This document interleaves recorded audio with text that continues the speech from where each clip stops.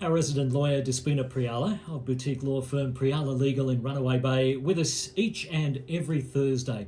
She offers her legal expertise by providing some general advice on the latest of hot topics, and she has experience that spans more than 25 years in areas of property and commercial law. She's with us once again. Good morning to you, Despina. Good morning, Wayne. Good morning, Brock. Good morning, Despina. So today we're talking about off-the-plan contracts again, but this time it's all about this very important rule, the 5% rule. So what is it and why is it so important to our listeners? Yes, so first of all, I will say it's not a rule per se. Yes, okay. but it's made headlines recently because we're talking about a 5% tolerance. So we'll get into it in a little bit detail because it will impact every buyer that's out there at the moment who is listening, who is a buyer under an off-the-plan contract. And as we've talked about many times on the show before, we have so many projects on the Gold Coast at the moment and so many off-the-plan contracts out there and buyers that have gone under contract. And it will also impact on the developers. So if the developers are listening out there, this is very important for them as well. Yes, exactly. So not just buyers, it's very important for developers.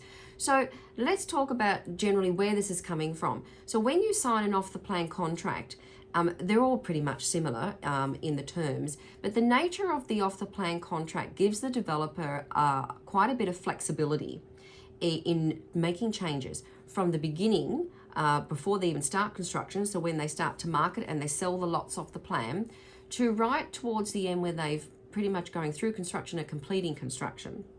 So there's a number of changes that they are allowed to make, and it's documented in the contract, and it's been tolerated that it's just commonplace that they have this flexibility because when you construct, different things can happen. Yeah. Yes, unforeseen things, etc. So when you go under contract, you get a plan, and the developer estimates, okay, this is the type of a building and project, an apartment we're going to build, and they estimate and they give a square meterage. So they give the size of the lot for the apartment, for example. And then people sign up obviously based on that representation and other representations. So with the changes that the developer can make, as long as they're considered immaterial or not substantial, then they can make them and the buyer has to accept them. And the buyer generally doesn't have any rights. They can't not settle. They can't get out of their contract. They can't delay settlement. They can't claim compensation generally. But if they are material, or if they're considered significant, then the buyer has rights. So this case that I'm going to talk about is a recent case, and it's all about what the court considered to be material. And this 5% tolerance that I was referring to earlier is basically referring to the size of a lot, which is very significant. So when you buy a lot, you obviously look at the square meterage they're estimating, as I said before on the plan. And if the general acceptance by the courts over the years and what is generally acceptable in the market out there for off-the-plan contracts is if the size of your lot has changed and if it's 5% or less in square meterage, then it's acceptable. Right? Meaning it's accepted to be a non-material change. Developers are safe. Yes. In that sense. Developers are safe. They can make that change knowing generally that the courts have in the past accepted that if it's 5% or less, then we don't claim that or we don't class that as a material change. And then the buyer doesn't have a rights to get out of the contract. But there's been a recent case in Victoria in the Supreme Court that actually declared that a change of less than 5% was considered significant. It was actually a 4.4% change in the size of the master bedroom of an apartment, and it was considered significant. So much so that the buyer was allowed to rescind the contract and get their deposit back. So what sort of things did the court look at when they said, this is not fair, you're allowed to get out of this contract? Well, a very interesting case, obviously, for me as a property lawyer, but also, as I said earlier, the developers need to have their ears perked up and listen, because what the court said here is that, well, we need to look at the case on its own merits, as they always do, and let's look at this particular case. So in this case, the change happened, first of all, to the master bedroom. It didn't happen to a second or third or fourth bedroom. So it was the master bedroom. That is the most important bedroom in an apartment, okay? So the change happened there. Now what they did is that they reduced it in size by 4.4. So it actually was from 95 square meters to 91 square meters. overall in the area of that master bedroom. So the court said, well, first of all, the master bedroom's already pretty small by comparison to other master bedrooms and other apartments.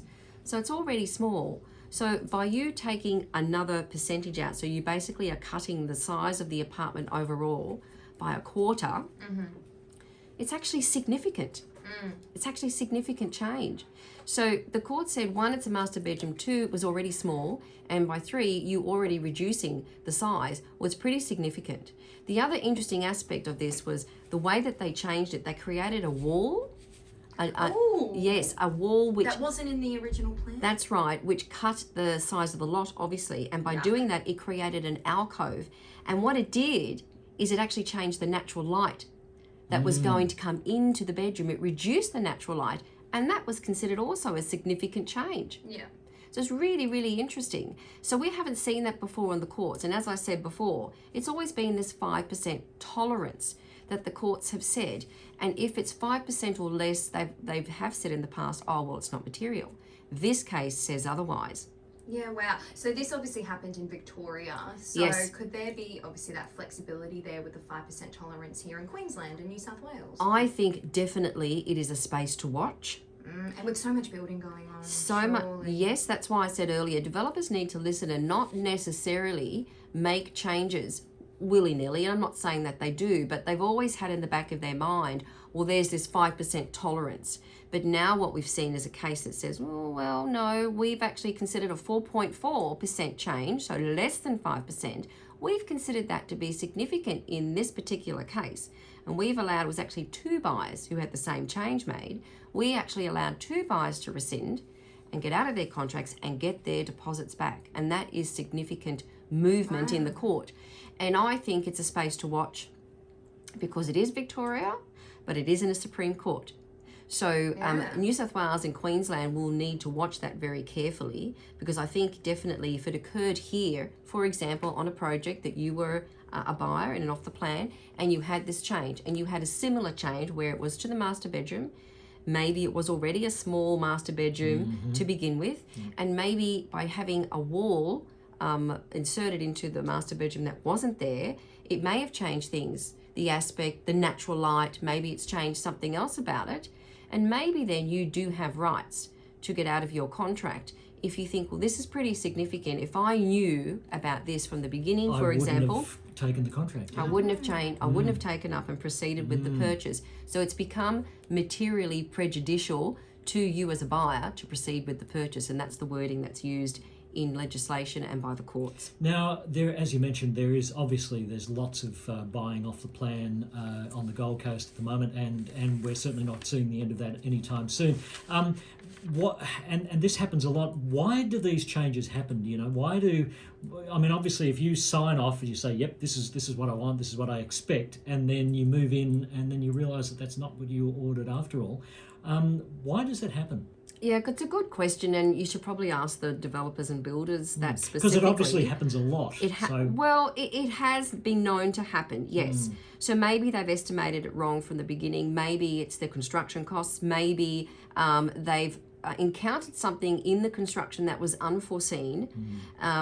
For example, when they're doing infrastructure in the building. Stability or something, because something like a wall is so interesting to just chuck in there because you're adding something. It's not like you're taking something away. So that's right. So why would you do that? And it affected another apartment, obviously, similar to this. So it's an interesting question. So I think developers, it's a wake-up call for developers to say, let's think very carefully if we have to make changes and what those changes are and where those changes are going to be. So on that point, for example, there were other changes made to the project in relation to this particular buyer that also were seen to be significant. They didn't relate to the apartment per se. So I wanted to mention those very quickly because it will impact on developers as well when they're creating their project.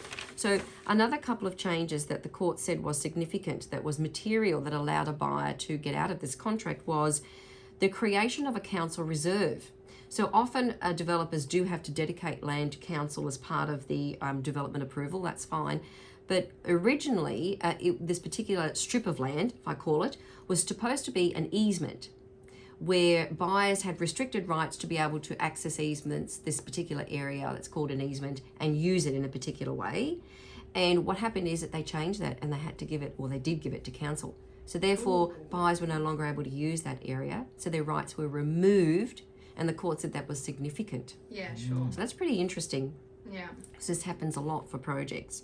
And there was another interesting aspect where a small roof terrace area was going to be given to lot owners as common property. So they could go use this small roof terrace area. And that was actually changed. It was given, it was removed. Yeah. Yeah, so it actually was changed completely out of the project. And that was considered significant. Yeah, and hearing those changes, it does sound pretty significant all round. If it's 4 major changes that weren't in the plan, it sounds fair enough. So for people listening in, I guess, I know we're running out of time, but for people listening in that think, oh no, this doesn't add up. Maybe I am getting charged more for what I wanted or whatever it is. Do you think it's worth going, obviously, to a property lawyer to get their opinion? Yes. So, and what I want to say on that very quickly is that if the developer does make changes and they're aware that is different to what they originally represented to buyers when they signed under contracts, they are legally obligated to notify buyers through their lawyers of the change. And then when we do get those notices, and we get them a lot, we sit down with the buyers and we say, let's see if this is material to you or non-material, and then we talk about their rights. And you can avoid the issues and the court cases. Lovely. Well, coming up next, we'll be discussing with Despina Priala what court cases have come out of the COVID-19 pandemic. Stay tuned. You're listening to Talking Law on Radio 97.